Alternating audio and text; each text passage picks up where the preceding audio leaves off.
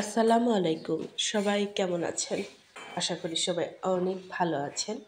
আমি আলহামদুলিল্লাহ অনেক ভালো আছি। সবাইকে শুভ সকাল। আজকের দিন সবার শুভ হোক এই কামনা করে আজকের ভিডিও শুরু করছি। ভিডিও স্কিপ না করে ভিডিওর প্রথম থেকে শেষ পর্যন্ত সাথেই থাকুন। আশা করি আজকের ভিডিও আপনাদের অনেক ভালো লাগবে। ভিডিওর শুরুতে অবশ্যই একটা লাইক দিয়ে দিবেন। একটা লাইক আমার কাছে অনেক মূল্যবান। এবং আমার ভিডিওর কোনো অংশ যদি আপনাদের একটু ভালো লেগে থাকে অবশ্যই সাবস্ক্রাইব করে আমার পাশেই থাকবেন। চলে আসছি আজকে ঠান্ডা মানে জোরে কথা বলতে গেলে দেখা যায় কাশি উঠে যাচ্ছে। শরীরটা গত কালের থেকে আজকে একটু ভালো। ভাবলাম যে নিবিড়কে নিয়ে একটু আজকে একটু স্কুলে যাই, কারণ নিবিড় গত ২-১ দিন ধরে স্কুলে না যেতে পেরে ওর আরও শরীর খারাপ করছে। মানে ও মেজাজ খারাপ করলে, উত্তেজিত হলেও শরীরটাও অনেকটা খারাপ হয়ে যায়। ঘুমের ব্যাঘাত ঘটে, ঘুমের সমস্যা হয়ে যায়। আর আমি তো আল্লাহর রহমতে একটু অসুস্থ আছি। সবাই আমার জন্য দোয়া করবেন আমি যেন একটু তাড়াতাড়ি সুস্থ হয়ে যাই, কারণ আমি অসুস্থ থাকলে আমার ছেলেটাও অসুস্থ হয়ে পড়ে। এমনিতেই তো নিবিড় একটু অসুস্থ, তারপরে আমার এই অবস্থা থাকলে কোনো কিছুর যত্ন নিতে পারি না। সংসারটাও কেমন জানি অচল হয়ে পড়ে। তো আজকে একটু ভালো লাগছে, খুবই একটা যে বেশি ভালো লাগছে না, তবে গতকালের তুলনায় আজকে একটু ভালো। তো দাঁড়াতে পারছি, ভাবলাম যে স্কুলে যেয়ে ক্যান্টিনে শুধু বসেই থাকবো আর উপরে উঠবো না। আর চিল্লাপাল্লাও শুনতে ইচ্ছে করছে না, স্কুলে গেলে তো এগুলো শুনতেই হবে। কিন্তু আজকে বাধ্য হলাম নিবিড়কে নিয়ে যেতে। এতে দেখেন কথা বলতেও আমার অনেকটা কষ্ট হচ্ছে। আমি ভয়েসটা দিচ্ছি রাত্রিবেলাতে। আর এই তো দেখেন নিবিড়কে অলরেডি ওর দাদু খাইতে বসিয়েছে। আর আমি এদিকে রেডি হয়ে নিচ্ছি, কারণ একটু তাড়াতাড়ি রেডি হয়ে নিলে আমারও একটু তাড়াতাড়ি যেতে হবে। প্রত্যেক দিন তো বাসে ওঠার 10 মিনিট আগে বাড়ি থেকে বের হই। আজকে আরও 20 মিনিট আগে বের হতে হবে, কারণ আমার খুবই আস্তে আস্তে হাঁটতে হবে। হাঁপিয়ে গেলে আরও শ্বাসকষ্টটা একটু বেশি হয় আমার। এই তো নিবিড়কে রেডি করে দিয়ে সোজা চলে আসছি বাস স্ট্যান্ডে। এইখানে একটু বসে থেকে নিবিড় এখানেই বসে থাকে, ওই দিকেও বসে থাকি, কিন্তু এখানটা একটু ভালো হয়। ওইদিকে এত আবর্জনার দুর্গন্ধ, ওইদিকে দাঁড়ানোই যায় না, যার জন্য এইখানে একটু কষ্ট হলেও দাঁড়িয়ে থাকি।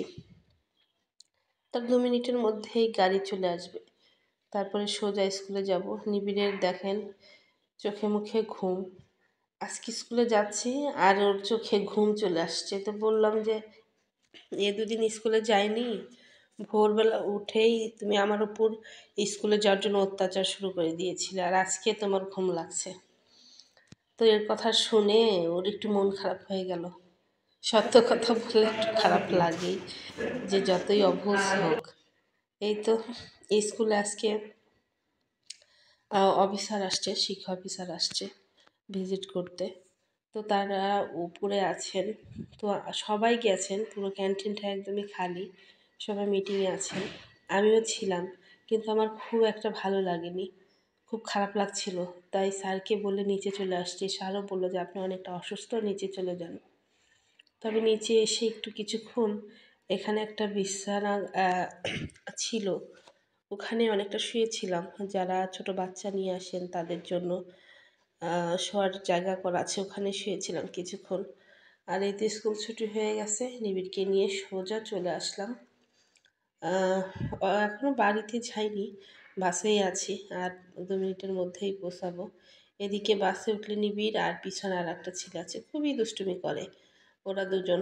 আর নিবিকে ওই বেশি একটু মারে, যার জন্য একটু সাবধানে থাকতে হয়। এই তো চলে আসছি। এসেই অনেকক্ষণ শুয়েছিলাম, নেবুলাইজার নিয়েছি, মানে ওষুধ খেয়েছি। খাওয়া দাওয়ার পরে এগুলো গোছানোই ভালো লাগছিল না, ভাবলাম আগে রেস্ট নিয়ে তারপরে গুছাবো। আজকে তো ঘর টর কোনো কিছু ঝাড়ু দেয়নি, তো এখন একটু ভালো লাগছে, রেস্ট নিয়ে ওষুধ মেডিসিন কিছু খেয়েছি, একটু ভালো লাগছে। এখন ঘরটা বিছানাটা সেরে ঘরটা একটু ঝাড়ু দিয়ে নেব। এদিকে আমার শ্বশুর একটু বাইরে যাবে, আমার শ্বশুর এবং নিবিড় একটু রেডি হচ্ছে, ওরা বাইরে যাবে। আমি ভাবলাম আসরের আজান অলরেডি দিয়ে দিয়েছে, 2 মিনিট হলো। আমি ভাবলাম যে বিছানা এবং ঘরটা ঝাড়ু দিয়ে নামাজ পড়ে নেব। আর নামাজটা পড়তে পারছি না, সেজদা দিতে পারছি না। সেজদা দিলেই বুকটা এত ভারী ভারী লাগছে। তারপরেও চেষ্টা করছি পড়ার জন্য। নামাজ ছাড়া তো উপায় নেই, নামাজ পড়তেই হবে। অলরেডি নিবিড়ের দাদু রেডি হয়ে গেছে, এখন ডাইনিং টেসে আসছে মোজা পরতে। তো তার সাথে গল্প করছি আর এই তো কাজ করছি। আমার শ্বশুর বলছে তোমার তো কথা বলতেও কষ্ট হচ্ছে, এক একটা ওয়ার্ড তুমি একদমই মানে 2টা ওয়ার্ড একদমই বলতে পারছি না আমি। আমার শ্বশুরও সেটা খেয়াল করেছে, ভেঙে ভেঙে কথা বলছি। আর হয়তো আপনারা আমার কণ্ঠ শুনে বুঝতে পারছেন যে আমার কি অবস্থা। সবাই একটু আমার জন্য দোয়া করবেন, আমি যেন একটু তাড়াতাড়ি সুস্থ হয়ে যাই। কারণ আমি অসুস্থ থাকলে আমার পুরো ফ্যামিলিটাই অসুস্থ হয়ে পড়ে। সব কিছু বেকার হয়ে পড়ে থাকে। আমার শ্বশুর তো আরও বেশি দুশ্চিন্তা করে। সকালবেলা তো খুবই দুশ্চিন্তায় ছিল যে আজকে স্কুলে যেতে পারবো না। বারবার আমার শ্বশুর বলছিল যে তুমি আজকে স্কুলে যেতে পারবে না, থাক আজকে যাওয়া লাগবে না। তারপরেও উঠছি, উঠে ভাত রান্না করেছি, তরকারি রান্না করেছি, অনেক কাজ করেছি। একটু কাজ করলেই না এরকম সমস্যা হচ্ছে। আর আজ 4-5 দিন ধরে তো কোনো রকমে আমি ঘরটা ঝাড়ু দিচ্ছি না। সব কিছু নোংরা হয়ে আছে, শুধু মানে মোছা হচ্ছে না। ঝাড়ু দিয়েছি, মোছা হচ্ছে না জন্যে সব নোংরা হয়ে আছে। তো ওরা বাইরে যাবে। তো আজকের মতো এখানে শেষ করছি। সবাই ভালো থাকবেন, সুস্থ থাকবেন, নিজের যত্ন নেবেন।